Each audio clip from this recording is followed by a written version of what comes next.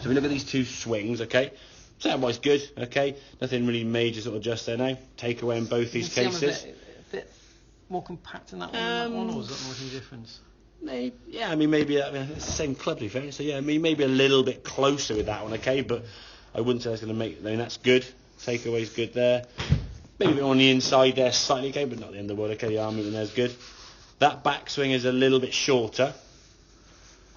That backswing is a little bit longer and a bit more on line because you're turning better now. Now, maybe, give you credit, you're warmed up more now, to be fair, which will help. First few swings, obviously the first... It's about your 7th or 8th swing you made on the left-hand side now. So... You'd have warmed up a little. We've had a few wedges going to start with, obviously, but the swing was a bit shorter there.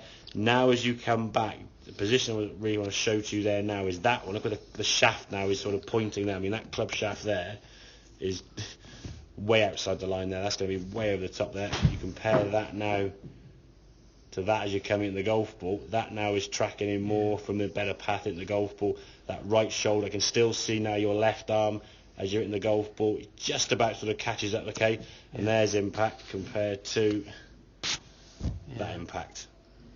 Yeah. I mean, this feels to you as if your shoulders are aiming over. Though, isn't it? And that's the thing. We want them to be square. Yeah. But I'm just trying to give you the feeling that they're what you feel is square, or what you felt originally was square, was that direction. Yeah. So we think, okay, right, if the green line is square and the red line was your feel, the yellow line now needs to be your feel to get back on the green line, yeah?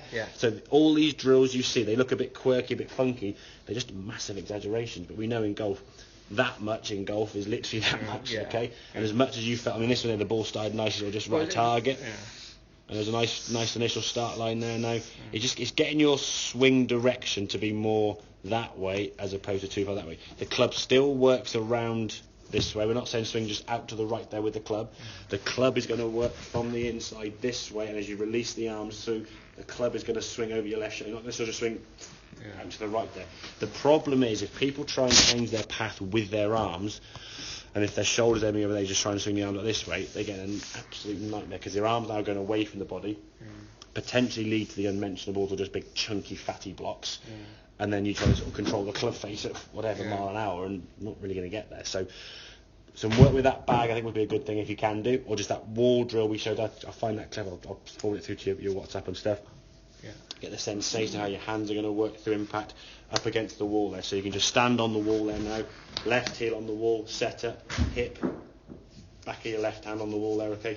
Keep the knuckle. It's not doing that with the wrist, okay? But we're not doing the back of the hand. So your wrists are on the wall there now, this way.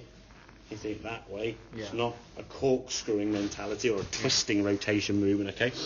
We're just changing the path now, so the club's going to look at it. And the feelings, as we said before, when you get to the top of the backswing, if you turn to the top of the backswing here now, and then the lower half kind of shifts and unwinds, it almost feels like the club's kind of been left behind a little bit. It's not behind as in too far from the inside. It just feels as though the club's almost paused at the top. Whereas if you sort of swing the shoulder first, as you come to there, now look at the difference in the downswing there, those two clubs. And if I go back there a frame, that's pretty much the difference in those two shafts. I mean, that is over your right shoulder, steep. Face looks open there as well, to be fair. So that's just going to be not a disaster, but a difficult way to play golf from there. And again, a difficult way to draw the ball from there. The only way you can redraw the ball from there now is going to aim way around, just basically flick your hands at it, or just try and do some kind of manipulation. If we can get the club kind of behind you nicely, just dropping down on a better angle, at least then it can start.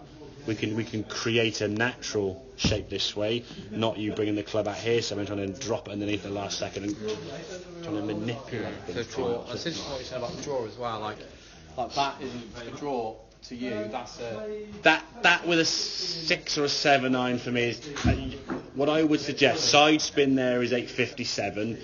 I would really like to see a draw to be under 500 with the club you're in. Okay, driver you can get under a bit more, I suppose, but again in terms of spin, a draw for me is kind of one that goes up in the air there, and then just falls out of the sky. I remember years ago someone was watching Hogan, it draws and fades on the range, and the guy said they didn't change direction, they bounced left and bounced right. That was a draw and a fade shot. Basically went in the air and went dudunk and bounced. That was a fade, and when it bounced 5 yards right on landing, it literally looked a straight line. Obviously it wasn't, but visually you're going to see very minimal shape.